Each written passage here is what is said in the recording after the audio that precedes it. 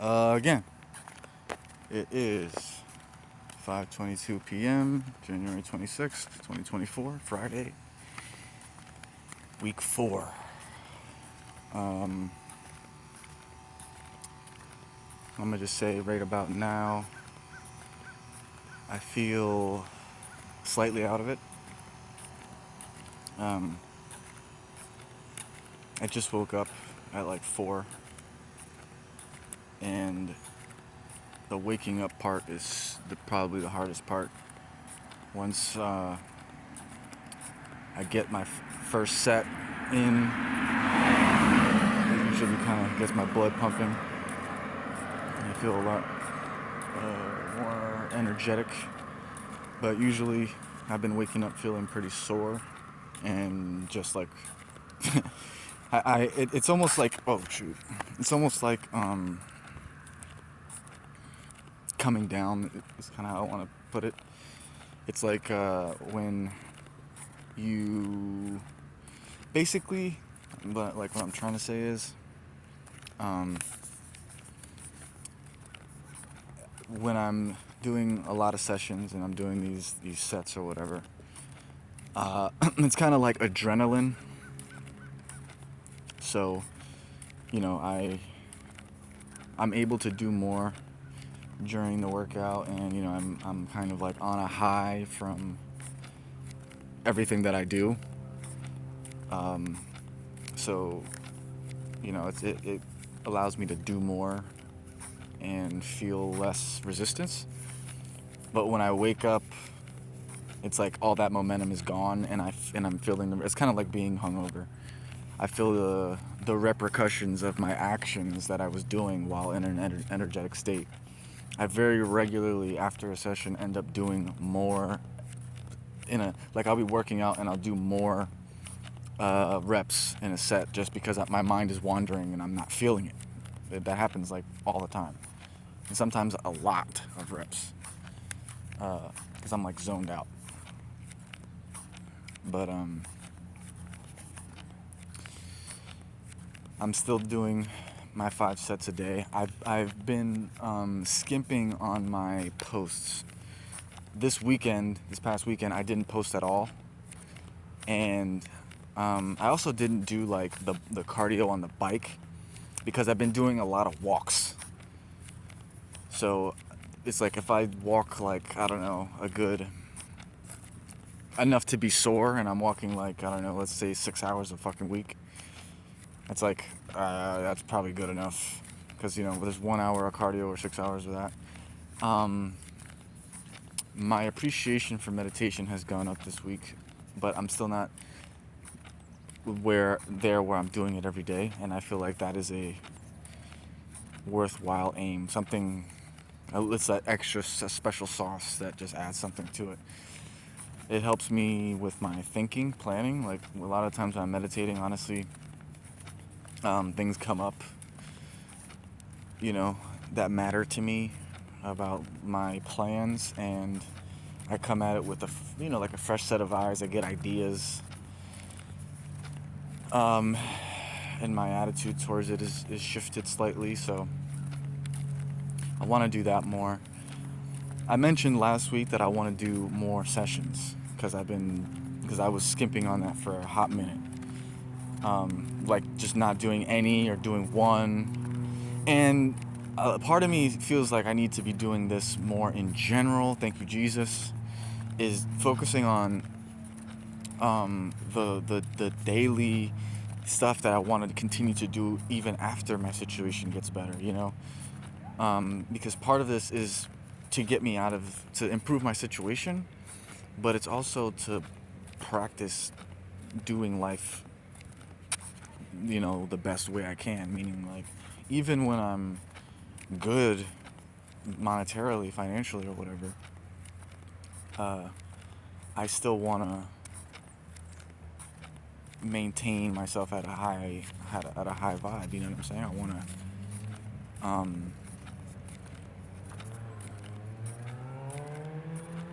to meditate, eat healthy, work out,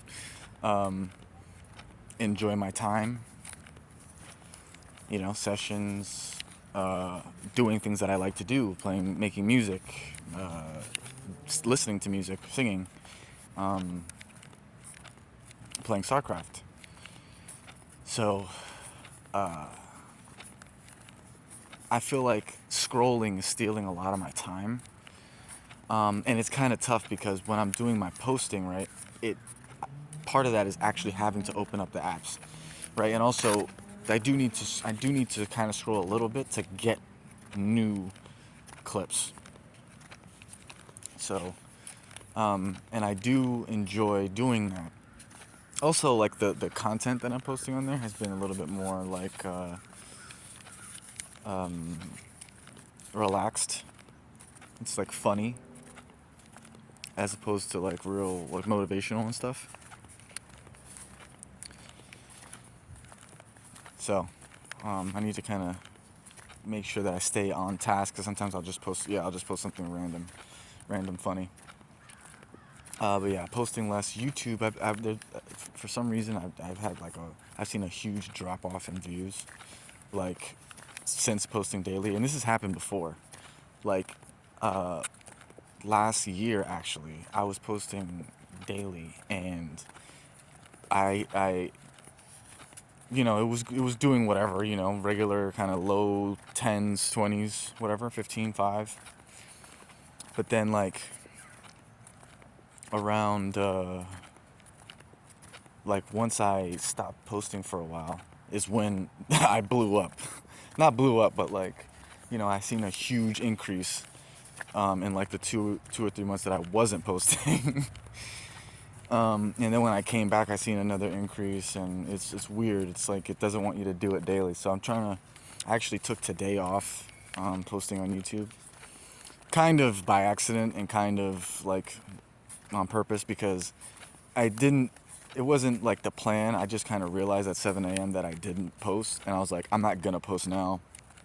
I've been wanting to take a break to kind of collect myself and look at things strategically. Like, I need to potentially adjust my cadence, potentially adjust what I'm posting, potentially adjust tags and things like that. Or it could just be a coincidence. Something more macro that has nothing to do with me, about how people, societally are approaching social media and stuff like that. I haven't really looked at other like factors. I've been wanting to look at other YouTuber stats to see like what's especially in my niche, to see what's popping off with them. Because it is kind of like, I feel like it is a lull. There was a spike. There's seasons, where things kind of kick off. I'm wondering what's happening with GSL right now. I'm thinking about it. It should probably be coming back soon.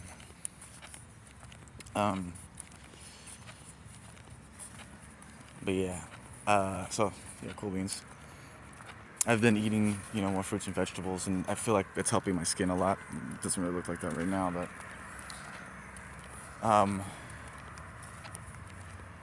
it's almost like just eating fruits and vegetables by themselves makes my skin more tough.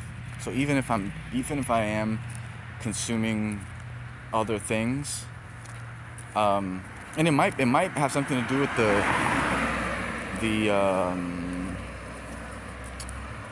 the lining of the stomach and gluten and stuff like that, because I believe that vegetables or green things repair that barrier, and things like soda and gluten and stuff wreck it. So that might be part of it. But eating fruits and vegetables is a boon. It's actually amazing. To be honest with you, I still like, because of the fruit, I'm still consuming plenty of sugar. So we'll see, man. Anyway, I haven't been playing a lick of StarCraft. I don't think I played one game this week. My bonus pool is huge. My bonus pool is actually huge, and I want to play more StarCraft. Like I mentioned, I kind of want to spend less time scrolling, spend more time on myself. and just doing things that I want to do. And that is literally sessions, StarCraft, meditation, and like reading, shit like that. I haven't read any of Transurfing since the first day that I read. Come on, bro.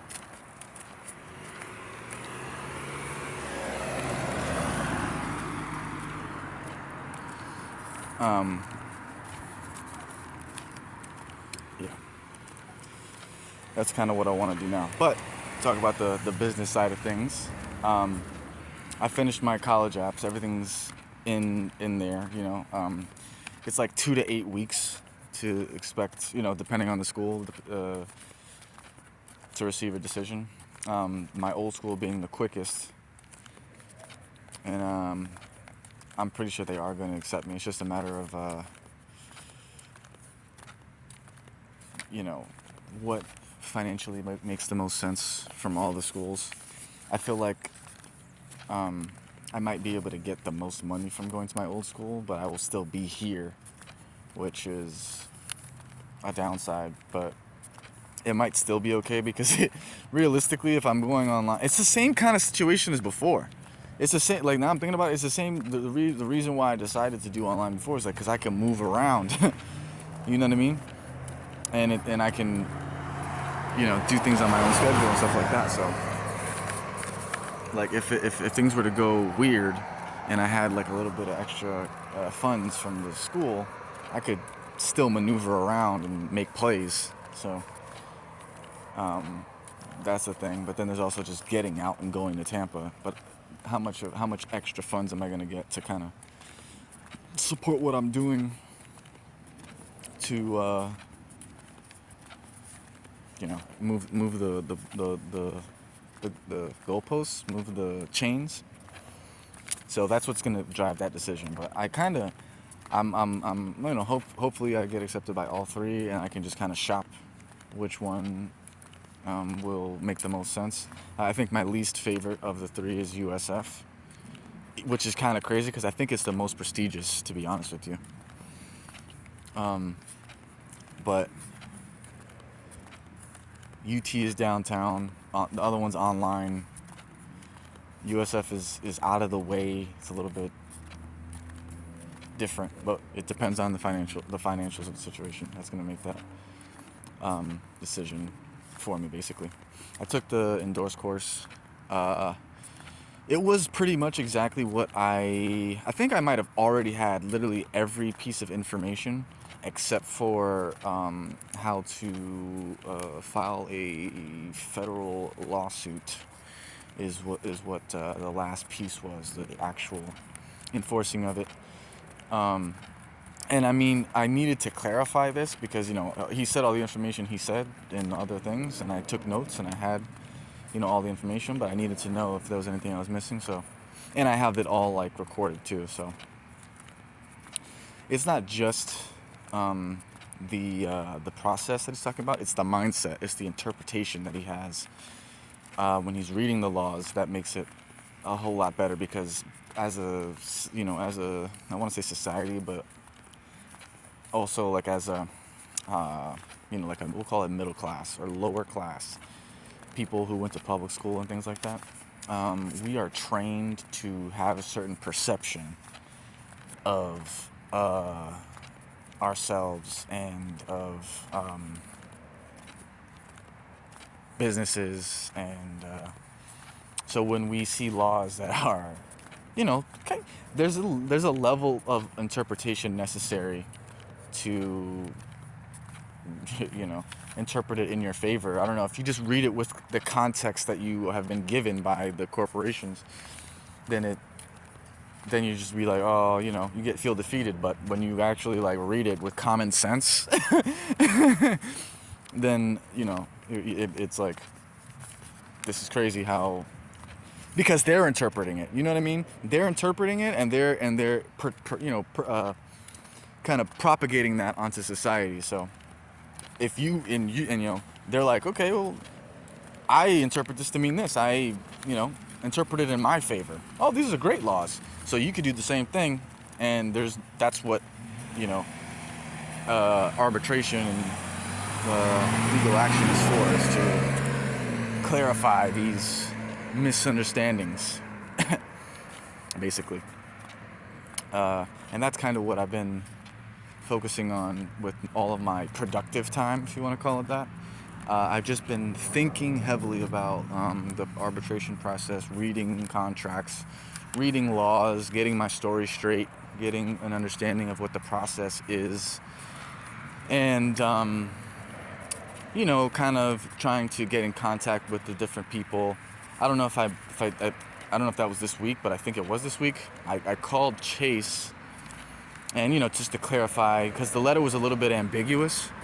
It made it seem like I didn't want. Basically, it seemed kind of like the laws, like it could be interpreted either way. So I just wanted to clarify that it was what I thought it was, and I did. I called them, and you know, she told me I couldn't opt out of reporting, which is okay. That's what I thought you were saying, but it seemed a little bit either way on the letter. So then that kind of process happened with the other two.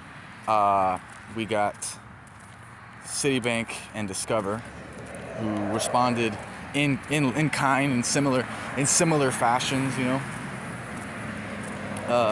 Unfortunately, my Equifax score went kaput.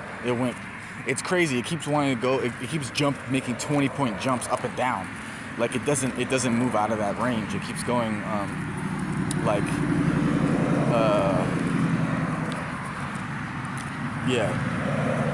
620, 600 is where it's at. So like when it's so crazy, because when I added a new card, the other ones went up. This one went down and then it went up, but it stayed in the same range.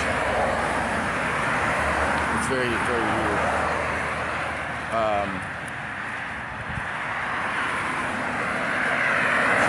There's a little bit of noise in this section here, and I gotta hurry up because I know I don't have that much room. I don't want to get cut off.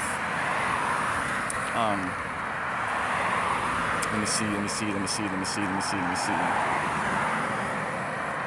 So yeah, I've been, I'm very confident about that I will win in arbitration against all of the banks, because there's like 3 or 4 problems with what's gone on. So I'm not afraid to escalate it. I've read there's been some more resistance from the banks, but I'm also kind of, I'm wondering whether or not the people that are meeting this resistance are competent enough, because,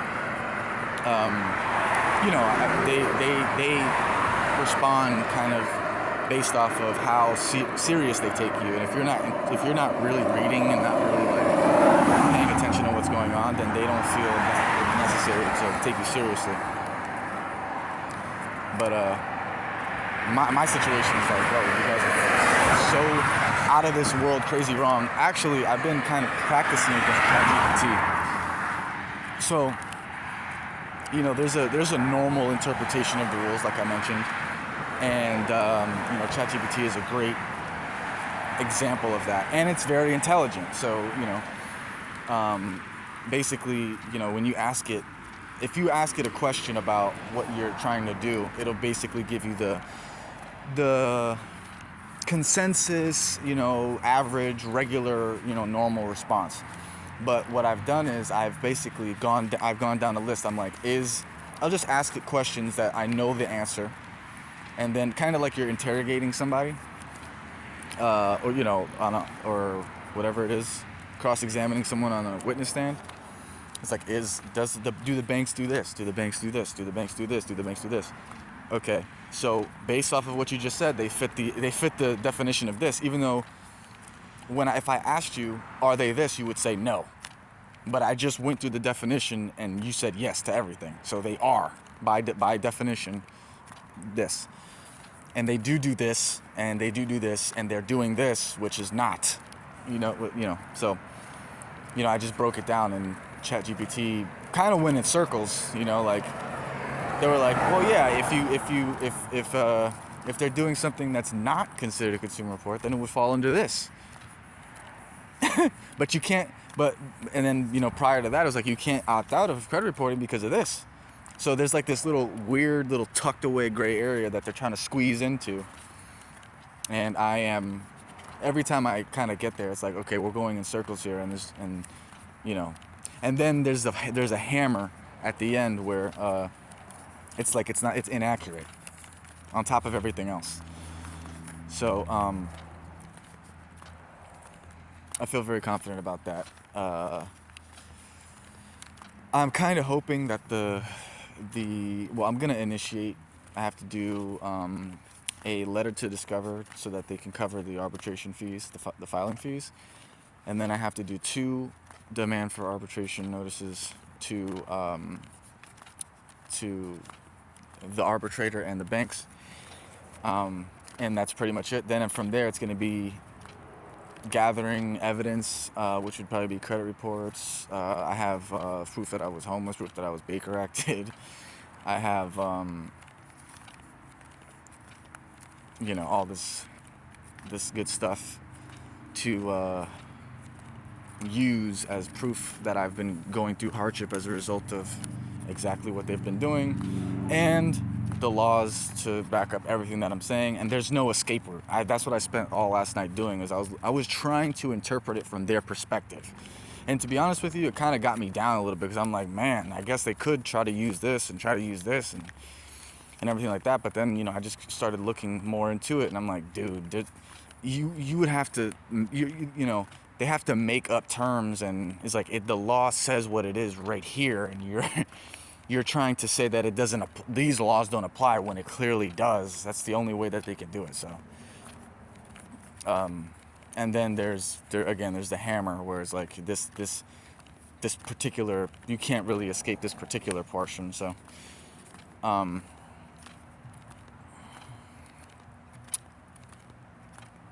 sorry.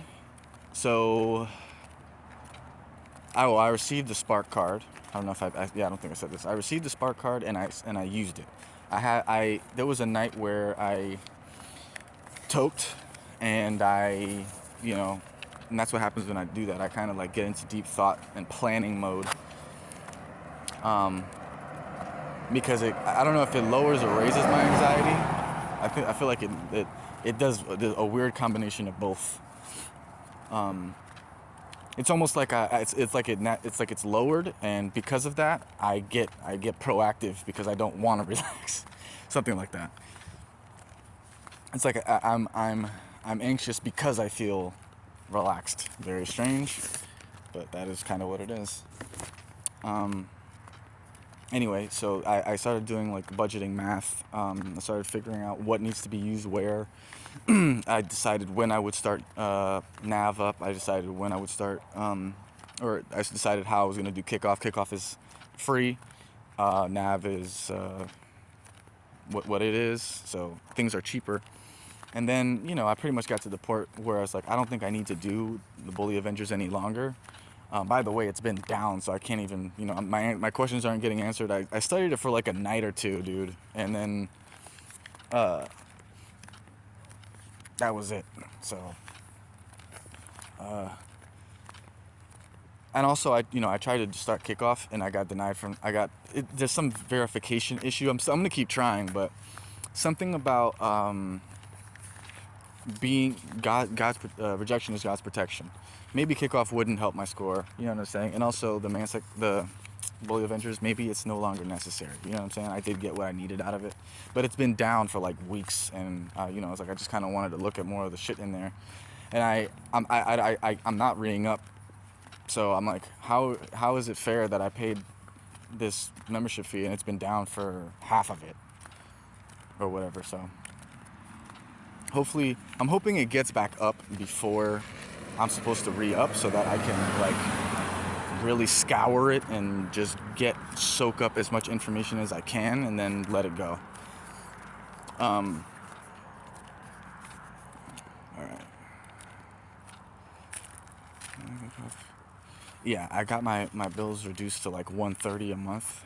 Money's been slow, and basically I planned on what cards to use where. I use Cred.ai for a a transcript. The transcripts cost 10 each. Needed to send two, so I sent one from Cred.ai and one from Spark. I got a clarification on how Spark reports. I need to clarify one more thing with them. But I know like how the due date in the billing cycle works. Pretty much. I didn't write it down or no shit like that, but I got an idea. I think it's like the 6th to like the 24th or some shit like that. And then the 3rd being the due date. That sounds about right.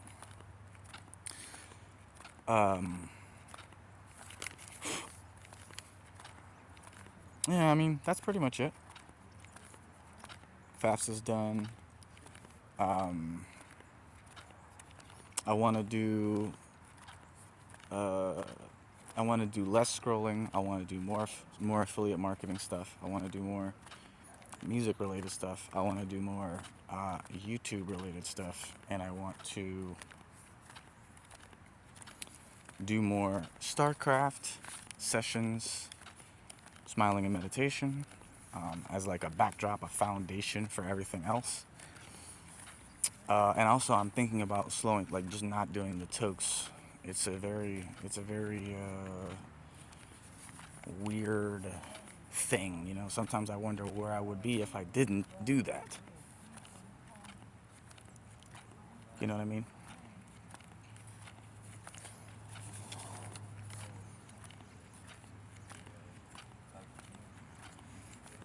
But yeah, I've really been enjoying the schedule. That I had like 2 days where I woke up late, but early enough to handle business over the phone, and then